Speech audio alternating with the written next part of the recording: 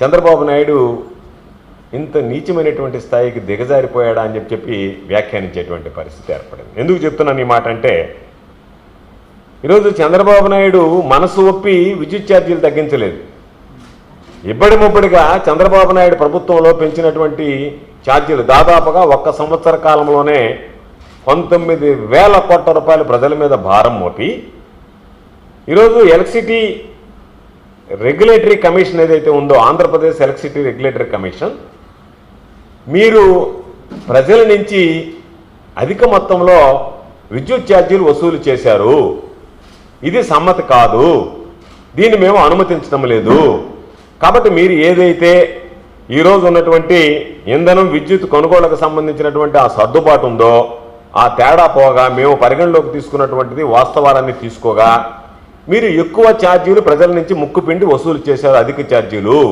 కాబట్టి వాటిని ప్రజలకు ఇవ్వాలి అనేటువంటి దాని మీద ఈరోజు ట్రూ డౌన్కి సంబంధించినటువంటి ఆదేశాలు జారీ చేయడం జరిగింది. అంటే ఈరోజు 19,000 కోట్ల రూపాయలు వీరబాదుడు బాది ఎలక్ట్రిసిటీ రెగ్యులేటరీ కమిషన్ మీరు చేసింది తప్పు అని మొట్టికాయలు వేసి చెంపదెబ్బ కొట్టి మీరు ప్రజల దగ్గర అధికంగా వసూలు చేసినటువంటి మొత్తాన్ని వెనక్కి ఇవ్వండి అని అంటే దానిని చంద్రబాబు నాయుడు తన ఘనతగా చెప్పుకోవడం, కొన్ని ఎల్లో మీడియాకు సంబంధించినటువంటి చంద్రబాబు నాయుడు అనుకూల మీడియా ఏ రోజు లేనటువంటి విధంగా చరిత్రలో ఈరోజు చంద్రబాబు నాయుడు గారు ఇది ప్రజలకి భారం తగ్గించాడు అని చెప్పి మాట్లాడడం అనేటువంటిది, ఆయన ఘనతగా ఈరోజు మాట్లాడడం అనేటువంటిది దౌర్భాగ్యపు ఎల్లో మీడియాలో ఏమి మాట్లాడాలనో కూడా తెలియనటువంటి పరిస్థితి. ఈ మాట ఎందుకు చెప్తున్నామంటే వాస్తవాలు తెలియాల్సినటువంటి పరిస్థితి. దాదాపుగా ఈరోజు లెక్క కడితే విద్యుత్ ఛార్జీల విషయంలో చంద్రబాబు ప్రభుత్వానికి ఎలక్ట్రిసిటీ రెగ్యులేటరీ కమిషన్ మొట్టికాయలు వేసి 923,55,00,000 రూపాయలు ప్రజల నుంచి మీరు ఏదైతే అధికంగా వసూలు చేశారో, చేయకుండా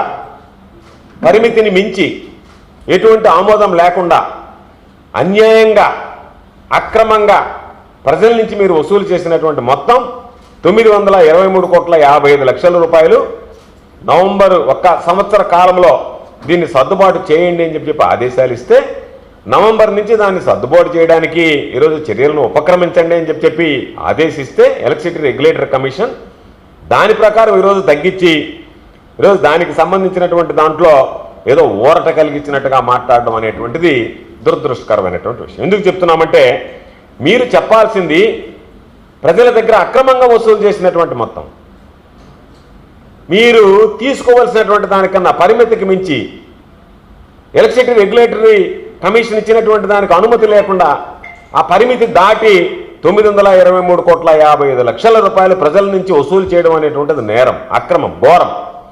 అటువంటిది మీరు చేసినటువంటి తప్పును సరిదిద్దుకోండి అని చెప్పి మీరు ప్రజల నుంచి వసూలు చేయాల్సిన దానికన్నా అధిక మొత్తంలో దారుణంగా అన్యాయంగా మీరు వసూలు చేశారు కాబట్టి ఇది సమ్మతం కాదు అని చెప్పి ప్రజలను మోసం చేసి మభ్యపెట్టి మీరు వసూలు చేసినటువంటి మొత్తాన్ని వెనక్కి ఇచ్చేయండి అని చెప్పి మీకు అక్షంతలేస్తే ఎలక్ట్రిసిటీ రెగ్యులేటర్ కమిషన్ దాని మీద పాపం ట్రూ డౌన్ అనేటువంటిది సిగ్గుపడాల్సినటువంటి విషయం. అంటే ప్రజల దగ్గర నుంచి విద్యుత్ ఛార్జీలు పెంచమని చెప్పినటువంటి చంద్రబాబు విద్యుత్ ఛార్జీలు పెంచడమే ఒక సిగ్గుమాలినటువంటి చర్య అయితే, దానిలో ఎలక్ట్రిసిటీ రెగ్యులేటర్ కమిషన్ మించి కూడా డిస్కంలో ప్రతిపాదిస్తే వాటికి సంబంధించి వాళ్ళు అభ్యంతరం తెలిపితే దాన్ని మించి నువ్వు వసూలు చేస్తే, నీ వసూళ్లను తప్పుపడితే ప్రజల నుంచి నువ్వు అక్రమంగా వసూలు చేసావు కాబట్టి ఆ అక్రమంగా వసూలు చేసినటువంటి మొత్తాన్ని వెనక్కి ఇవ్వండి అంటే దానిని ప్రజలకు క్షమాపణలు చెప్పి ఈ ప్రభుత్వం మాట తప్పింది, మాట తప్పడమే కాకుండా విద్యుత్ ఛార్జీలు పెంచడమే కాకుండా మరలా ఈరోజు పెంచడంలో కూడా ఎక్కడ కూడా నియమ నిబంధనలను పాటించకుండా పెంచాం, తప్పు చేశాం, క్షమించండి అని చంపలేసుకోవాల్సినటువంటి చంద్రబాబు నాయుడు ప్రభుత్వం, కూటమి ప్రభుత్వం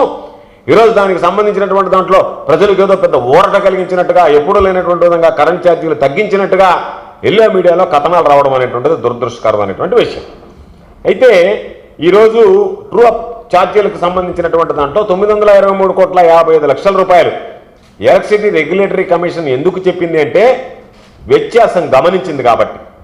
ఏ విధంగా తీసుకున్నా సరే ఈరోజు దానికి సంబంధించి fuel and power purchase cost adjustment ఏదైతే ఇంధన విద్యుత్ కొనుగోళ్లకు సంబంధించినటువంటి లావాదేవీలలో వ్యత్యాసాలు ఉంటాయో వాటిని పరిగణలోకి తీసుకున్న తర్వాత మీరు ఎలక్ట్రిసిటీ ఛార్జీలు పెంచమన్నారు అంటే దాని అర్థమైంది ప్రభుత్వమే భరిస్తుంది అన్నారు.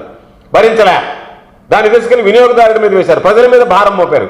ఆ ప్రజల మీద భారం మోపినప్పుడు కూడా ప్రజల మీద అధికంగా అంటే వాళ్ళ మీద మోపాల్సినటువంటి భారం కన్నా సర్దుబాటు ఛార్జీల కన్నా మీరు అధికంగా వసూలు చేసినటువంటి 923,55,00,000 రూపాయలు వసూలు చేయడమే నేరమైతే, అక్రమమైతే, అన్యాయమైతే మరలా దాన్ని తిరిగి ఇచ్చేయడంలో వాళ్ళకి ఏదో పెద్ద మేలు చేసినట్టుగా ప్రజలకు సంబంధించినటువంటి దాంట్లో మీరు మాట్లాడడం అనేటువంటిది విడ్డూరమైనటువంటి విషయం. అందుకే ఈరోజు ట్రూడౌన్కి సంబంధించినటువంటి ఉత్తర్వుల్ని జారీ చేయడం జరిగింది.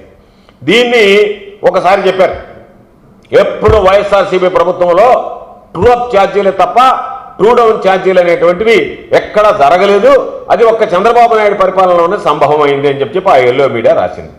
అంటే తప్పులు చేసి ఆ తప్పులను సరిదిద్దుకొని ఈరోజు మీరు ప్రజలకు సంబంధించినటువంటి అక్రమంగా చేసినటువంటి వెనక్కిస్తే దాన్ని మీరు ఘోరంగా చాలా ఇదిగా మాట్లాడుతున్నారు. చాలా మేలు చేసినట్టుగా దౌర్భాగ్యం, దారుణమైనటువంటి విషయం. జగన్మోహన్ రెడ్డి గారి హయాంలో ఏ రోజు కూడా ప్రజల దగ్గర నుంచి వసూలు చేయాల్సిన దానికన్నా ఈ రోజునటువంటి ఇంధనం, విద్యుత్ కొనుగోళ్లకు సంబంధించినటువంటి వ్యత్యాసాల్లో ఎప్పుడు ఒక్క రూపాయి కూడా ప్రజల నుంచి వసూలు చేయలేదు. డిస్కమ్ అటువంటి ప్రతిపాదనలు కూడా ఎలక్ట్రిసిటీ రెగ్యులేటరీ కమిషన్కి సమర్పించలేదు. కాబట్టి జగన్మోహన్ రెడ్డి గారి ప్రభుత్వం ప్రజలకు సంబంధించి న్యాయబద్ధంగా వ్యవహరించింది. కాబట్టి జగన్మోహన్ రెడ్డి గారు ప్రజల పట్ల న్యాయబద్ధంగా వ్యవహరించాడు. కాబట్టి ప్రజల నుంచి ఏ విధంగా ప్రజలకు ఇవ్వాలనేటువంటి ఆలోచన చేశారు తప్ప ప్రజల నుంచి లాక్కోవాలనేటువంటి ఆలోచన జగన్మోహన్ రెడ్డి గారు చేయలేదు. కాబట్టి ఒక్కరోజు కూడా ఇటువంటి దుర్మార్గమైనటువంటి ట్రూడౌన్ ఛార్జీలు ప్రజలకి తిరిగి చెల్లుబాటు చేయించాల్సింది ఎలక్ట్రిసిటీ రెగ్యులేటరీ కమిషన్తో మొటిక్కాయలు వేసుకుని రావాల్సినటువంటి పరిస్థితులు జగన్మోహన్ రెడ్డి గారికి వైఎస్ఆర్ కాంగ్రెస్ పార్టీ ప్రభుత్వంలో ఇప్పుడు రాలేదు. ప్రజలు గమనించాల్సింది జగన్మోహన్ రెడ్డి గారు చేసినటువంటి మేలు ఎక్కడైతే ప్రజలకు సంబంధించినటువంటి ఇంధన సర్దుబాటు ఛార్జీలు ఉన్నాయి అంతవరకు వసూలు చేయడం.